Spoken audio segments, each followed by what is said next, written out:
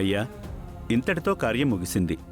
ఇకపోతే మీతో ఒక మంచి మాట చెప్పాలనుకుంటున్నాను. ఏంటి పంతులు గారు? చెడు జరిగిన ఇంట త్వరగా మంచి జరగాలి అంటారు.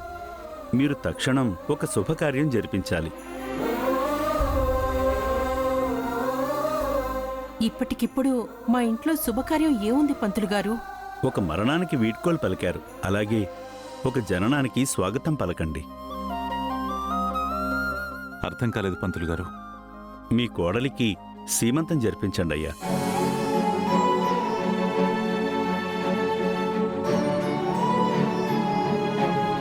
ఏమో, చనిపోయిన మీ పెద్దబ్బాయి ఇంద్ర మళ్ళీ మీ కోడలి కడుపున పుట్టచ్చు.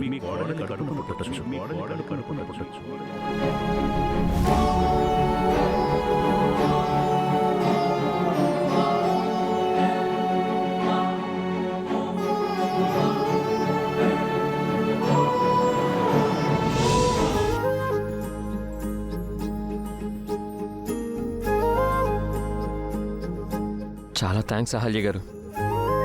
దేనికండి? ఇందాక మీరు వస్తారని నేను ఊహించలేదు.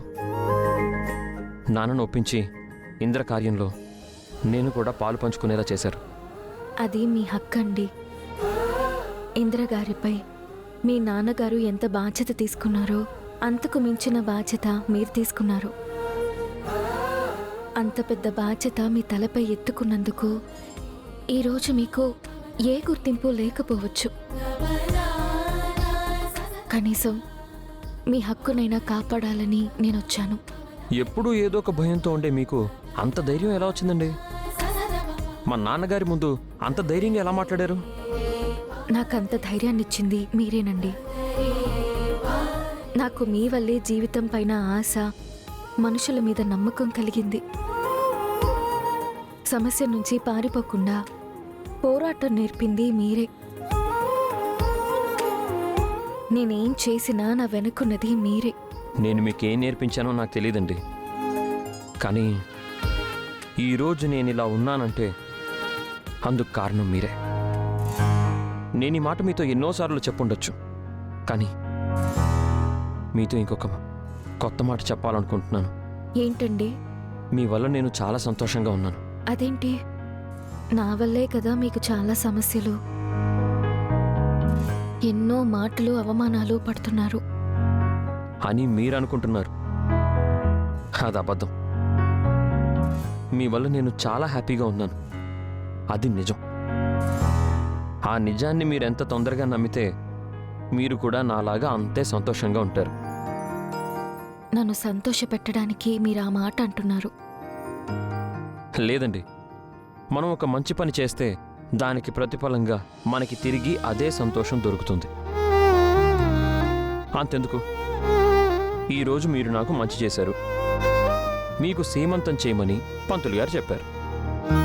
అది సంతోషమేగా? పంతులు గారు అలా చెప్తారని నేను ఊహించలేదండి. మనం చేసే మంచికి దేవుడిచ్చే బహుమతి సంతోషం అండి. నేను మీకోసం చేసింది నాకు సంతోషాన్ని ఇస్తుంది, అలాగే నా కోసం మీరు చేసింది మీకు సీమంతాన్ని ఇచ్చింది.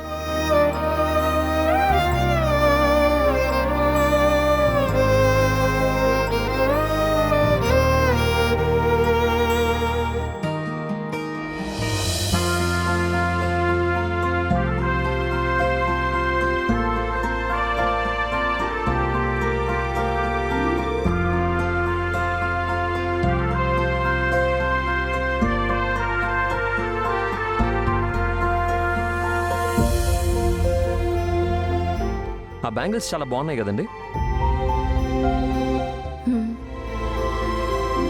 మీకు నచ్చాయా?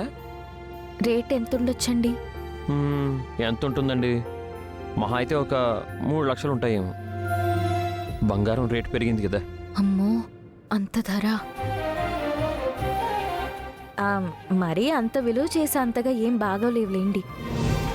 అంత ధర పెడితే ఇంకా బ్రహ్మాండమైన నగలు వస్తాయి. అవేవి నాకు నచ్చలేదు.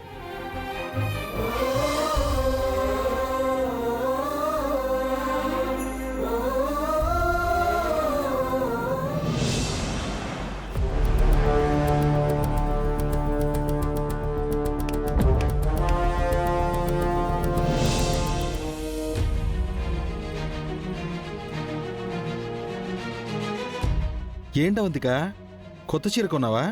ఇప్పుడు కట్టుకోబోతున్నావా ఏంటి? ఈరోజు విశేషం ఏం లేదే. ఎందుకు లేదు? రేపు అహల్య శ్రీమంతం, ఈరోజు మీకు పేరంటం. ఈ చీర తెచ్చింది మీకోసమే. ఈ చీర కట్టుకొని పూలు పెట్టుకొని గాజులు తొడుక్కోండి, పేరంటం చేస్తాను. ఏం మాట్లాడుతున్నావు అవంతిక? నేను చీర కట్టుకోవడం ఏంటి, నాకు పేరంటం చేయడం ఏంటి? అంతకు మించి మీరు చేసే పనులు ఏంటి? పొద్దున్నే లేవడం, తినడం, ఆ ఫోన్ చూస్తూ గడపడం, నైట్ అయితే గుర్రు పెట్టి నిద్రపోవడం. అంతకు మించి మీరేం చేస్తున్నారని. ఎందుకంత కోపంగా ఉన్నావు? అసలేమైందని? ఇంకా ఏం కావాలి? ఈ ఆస్తంతా మనదే అని చెప్పారు, కానీ ఇంకా మన పేరున రాయలేదు. ఆ యామిని తన బిజినెస్లో మనకి షేర్ ఇస్తానంది, కానీ ఇన్వెస్ట్ చేయమని చెప్తుంది. మన దగ్గర డబ్బులు లేవు, మీరా సంపాదించడం లేదు. జీవితాంతం మనం ఇలాగే ప్రాణజీవుల్లాగా బ్రతకాలా?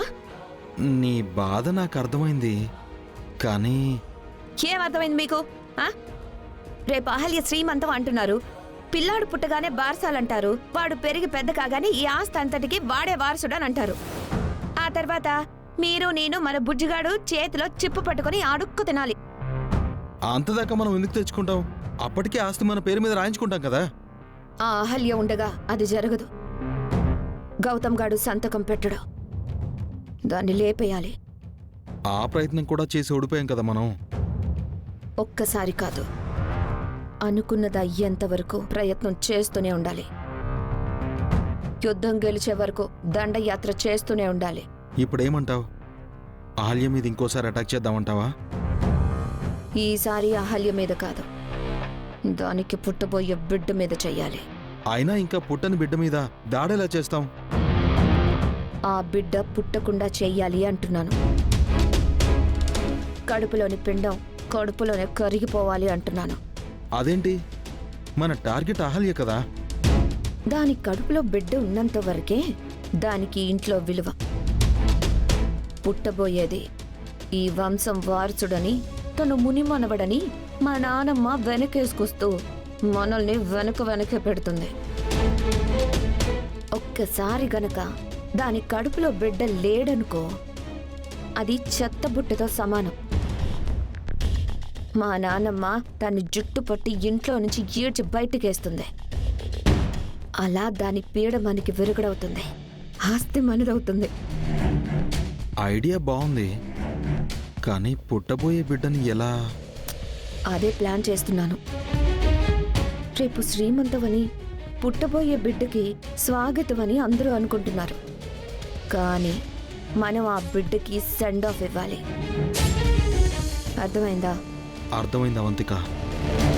ఈసారి గట్టిగా ప్లాన్ చేద్దాం.